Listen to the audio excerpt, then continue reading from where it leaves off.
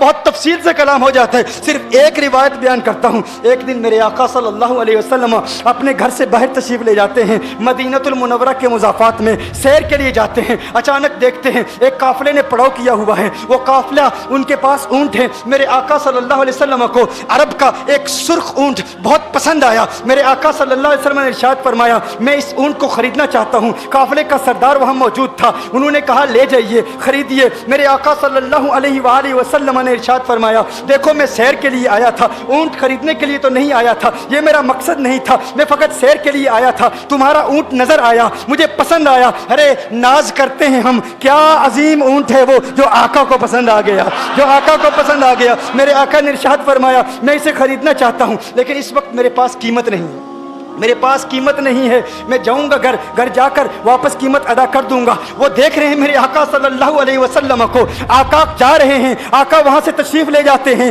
وہ آقا کو کہتے ہیں آپ لے جائیں اونٹ، آپ لے جائیں۔ آقا کے حسن کے جلوے دیکھ رہے ہیں، اس وقت تک آقا کو دیکھ رہے ہیں جب تک آقا ان کی آنکھوں سے اوجھل نہیں ہو جاتے۔ جب آقا ان کی آنکھوں سے اوجھل ہو جاتے ہیں تو اچانک ایک شخص پوچھتا ہے ارے یہ کون آیا تھا، یہ آنے والا کہاں سے آیا تھا؟ کہا جانے کہاں سے آیا تھا، ہم اسے نہیں جانتے۔ کہا اونٹ خرید کے لے گیا، قیمت دی؟ کہا نہیں دی۔ کہا کیا کیا؟ کہا ادھار۔ کہا ادھار دیا؟ نام جانتے ہو؟ نام نہیں جانتے۔ ایڈریس جانتے ہو؟ ایڈریس نہیں جانتے۔ پتا ہے کون ہے؟ نہیں پتا۔ کوئی ضامن نہیں، کوئی ضمانت دینے والا نہیں، کوئی چیز گروی رکھی؟ گروی بھی نہیں رکھی۔ عرب کا سرخ اونٹ انتہائی مہنگا اونٹ ہوتا ہے، علماء جانتے ہیں سرخ اونٹوں کی قیمت کیا ہے۔ کوئی بندہ آئے جس کا نام پتا نہیں، ایڈریس پتا نہیں کہاں رہتا ہے، کہاں سے آیا ہے، اپنا اونٹ، ان کا اونٹ وہ لے کے چلے جاتے ہیں، ادھار لے کے جاتے ہیں، نام بھی نہیں بتاتے، ایڈریس بھی نہیں بتاتے۔ کہا تمہیں کیا ہو گیا تھا، تم نے اپنا اونٹ یوں ہی دے دیا؟ ایک شخص بولا ارے تم کہتے ہو کہ اس کا نام پوچھتے، اس کا پتہ پوچھتے، ارے نہ جانے کیا ہو گیا تھا، ہماری عقل پر پردے پڑ گئے تھے، ہم تو اس کے حسن میں ایسے کھو گئے تھے، ارے جب وہ بولتا تھا نا تو اس کے منہ سے پھول جھڑتے تھے، ان کے منہ سے پھول، انہی کی بو مایائے سمن ہے، انہی کا جلوہ چمن چمن ہے، انہی کی رنگت گلاب میں ہے، انہی سے گلشن مہک رہے ہیں، گل ہے لبھائے نازک ان کے، ہزاروں جھڑتے ہیں پھول جن سے گلاب گلشن میں دیکھے بلبل، یہ دیکھ گلشن گلاب میں ہے، یہ دیکھ گلشن گلاب میں ہے۔ ایک شخص بولا ارے نادانو اتنا مہنگا اونٹ یوں ہی دے دیا، پتہ بھی نہیں پوچھا، نام بھی نہیں پوچھا، ایڈریس بھی نہیں پوچھا۔ ایک شخص بولا تم کہتے ہو ایڈریس پوچھتے اور تم کہتے ہو کہ تم اس کے میٹھے بول سن رہے تھے، ارے میں تو اس کے کنڈل زلفوں کو دیکھ رہا تھا، ان کے زلفوں کے پیچ و خم میں ایسا گم ہو گیا تھا، ان کے حسن میں گویا کہ اعلیٰ حضرت یہی فرماتے ہیں نا لم یاتی نذیر کفی نظر مثل تو نشد پیدا جانا، جگراج کو تاج تو رے سرسو ہے تجھ کو شہید و سرا جانا، انفی اتش و سخا کا اتم ہے گیسو پاک ہے ابر کرو، ہے گیسو پاک ہے ابر کرو، برسن ہار رم جم دو بوند ادھر بھی گرا جانا، انفی اتشن و سخا کا اتم۔ اور ایک پنجابی شاعر نے کہا مکھ چند بدر شاہ شانی مت چمکے لاٹھ نورانی، کالی زلفت اک مستانی، مخمور عقیل مدبریا۔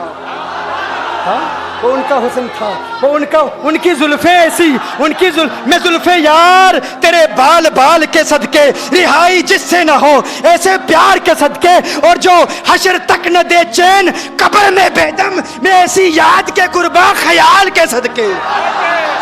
یہ ان کا حسن، دل میں جگر میں آنکھ میں بس تو ہی تو رہے، دل میں جگر میں آنکھ میں بس تو ہی تو رہے، اس کے سوا نہ دل میں کوئی آرزو رہے، اس اہتمام میں شوق میں سجدے کروں ادا، تیرا خیال آئے تو دل باوضو رہے، اور جنت میرے نصیب کی وائز کو بخش دے، میرے کفن میں گیس ہوئے جانا کی بو رہے،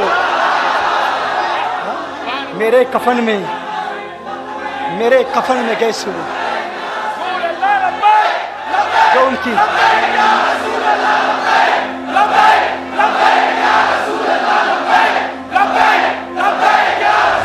جو ان کی زلفوں کے اسیر ہو جاتے ہیں، جو ان کی زلفوں کو کھلا غضب ہوا تیری زلف دراز کا، کھلا غضب ہوا تیری زلف دراز کا، پھانسی گلے میں ڈال کے دنیا لٹک گئی۔ یہ ان کے زلفوں کا اثر ہے, لوگ قربان ہو جاتے ہیں, اپنی جان مارتے ہیں. آقا آپ کی کنڈل والی زلفیں ایسی ہیں, ہمیں کہاں یاد رہی قیمت کتنی ہے, نام کیا ہے, علاقہ کون سا ہے, شہر کون سا ہے. ابھی کلام ہو ہی رہا تھا, ایک شخص نے کہا ارے نادانو کیا کیا, اونٹ دے دیا, نام بھی نہیں پوچھا, پتہ بھی نہیں پوچھا. ایک شخص بولا ارے وہ تو ان کے میٹھے بولوں میں کھو گیا تھا, یہ تو کنڈل والی زلفوں میں کھو گیا تھا. لیکن تم جانتے ہو میں کیا دیکھتا تھا. کہا کیا دیکھتے تھے. کہا ان کے لبوں پر جب تبسم کی کھلکھلاہٹ ہوتی, جب مسکراہٹ ہوتی, ان کے دانتوں کی چمک دیکھ رہا تھا. وہ مسکراتے تھے, ان کا نور مجھے سامنے والے پہاڑوں پہ نظر آتا تھا, سامنے والے پہاڑوں پہ نظر. مازاق کا کجلا نین بھرے, وہ شمس کا بٹنا مکھ پہ ملے, ہے میم کا گھونگٹ چہرے تلے, وہ عرش کا تارا آوت ہے, یاسی کی چمک ہے دانتن میں, تاہا کا کرشمہ آنکھن میں, والفجر کا جلوہ گالن میں, وہ رب کا پیارا آوت ہے, وہ رب کا پیارا آوت ہے, وہ رب کا پیارا آوت ہے. ایک شخص نے کہا ارے تم تو ان کے دانتوں کی چمک کو دیکھتے تھے, ان کی مسکراہٹ کو دیکھتے تھے, اور مجھ سے پوچھتے ہو کہ میں نام پوچھتا, پتہ پوچھتا. ارے دیکھتے نہیں, تم دانتوں کو دیکھتے تھے, میں تو ان کے نینوں کو دیکھتا تھا, میں تو ان کی آنکھوں کو دیکھتا تھا, ان کی آنکھوں کے حسن میں ایسا کھو گیا تھا. ارے میں تو بھول چکا تھا, ہم تو اپنے ہوش و حواس کھو بیٹھے تھے. ایک شخص نے کہا ارے دیکھو دیکھو وہ تمہارا اونٹ ہی لے گیا ہے, اونٹ ہی لے گیا ہے, نام بھی نہیں پوچھا, ایڈریس بھی نہیں پوچھا. کلام میں یہ تاثر دیا گویا کہ اونٹ چوری ہو گیا ہے. اچانک خیمے سے ایک عورت کی آواز آتی ہے, خیمے سے ایک عورت کی آواز آتی ہے. وہ کہتی ہے خبردار انا دامنۃ لثمن جبنکم. ایک عورت کہتی ہے خبردار کوئی یہ نہ کہے اونٹ چوری ہو گیا ہے, میں ضمانت دیتی ہوں تمہارے اونٹ کی قیمت کی, اگر قیمت ادا نہ کی تو میں کروں گی, میں ضمانت دیتی ہوں, میں ضامن ہوں. کہا شکر ہے کوئی تو جانتا ہے اس کو, شکر ہے کوئی تو اس کو جانتا ہے, کوئی تو پہچانتا ہے, کوئی اور ضامن نہیں تھا, ضمانت دینے والا نہیں تھا, شکر ہے تم جانتی ہو. کہا نہیں جانتی تو میں بھی نہیں ہوں, کون ہے مجھے بھی نہیں پتا کون ہے. کہا پھر ضمانت کاہے کی, کیوں ضمانت دے رہی ہو. اس نے کہا ہوا یہ کہ جب وہ تم سے باتیں کر رہا تھا نا تو خیمے کی اوٹ سے میں نے اس کا حسین چہرہ دیکھ لیا. ارے ارے سنو سنو سنو سنو سنو سنو, کہا جس کا چہرہ اتنا حسین ہے وہ جھوٹا نہیں ہو سکتا, وہ جھوٹا نہیں ہو سکتا, وہ جھوٹ نہیں بول سکتا. میرے آقا کا حسن ہی ایسا ہے. تم کہتے ہو تم ان کی طرح ہو, ذرا تم بھی کہیں خریدنے کے لیے کچھ جاؤ, دیکھتے تیرے چہرے کا حسن دیکھ کر کون ضمانت دیتا ہے, کون ضمانت دیتا ہے. ابھی بات ہو ہی رہی تھی نا, ابھی کلام ہو رہا تھا, اچانک میرے آقا کے غلام آ گئے, اچانک صحابہ قیمت لے کر. کون ہے جس نے آقا کو اونٹ دیا ہے؟ یہ ضیافت کے لیے چند کھجوریں بھی لے لو, کھجوریں بھی رکھ لو, اور یہ قیمت بتاؤ. انہوں نے کہا قیمت, اب قیمت کو چھوڑو, اب سودے کو چھوڑو. کیوں؟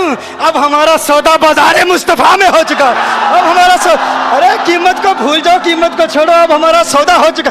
ارے کیا ہوا, کیسے؟ کہا بتاؤ وہ سونا تھا کہاں سے, وہ منمونا کہاں سے آیا تھا؟ ارے ہم تو اس کا آنا جانا دیکھ رہے تھے, ہم تو دیکھتے ہی رہ گئے. ایک ماہ عدن, نورانی بدن, نیچی نظریں, سب کی خبریں. ایک ماہ مدن, نورانی بدن, نیچی نظریں, سب کی خبریں. وہ دکھا کے پون, وہ سنا کے سخن, میرا پھونک گیا سب تن من تن, میرا پھونک گیا. کہا وہ سونا تھا کون بتاؤ؟ ارے کہا وہ دیکھتے نہیں, وہ کھجوروں کا جھنڈ نہیں دیکھتے, ارے وہی تو مدینہ المنورہ ہے.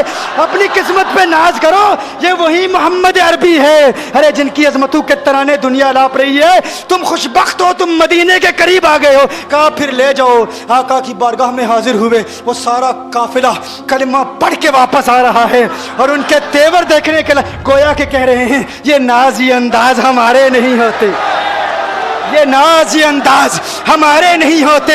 جولی میں اگر ٹکڑے تمہارے نہیں ہوتے, ملتی نہ اگر بھیک حضور آپ کے در سے, اس ٹھاٹ سے منگتو کے گزارے نہیں ہوتے.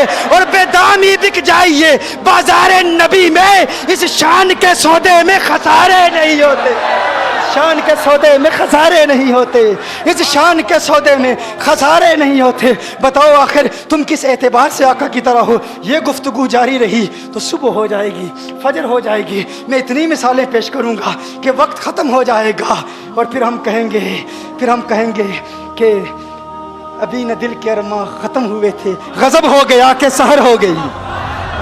मगर न दिल के अरमा पूरे हुए थे, गजब हो गया कि सहर हो गई। तो सहर होने से कबल सिर्फ इतना बता दूं, ये तुम्हारा दावा झूठा है।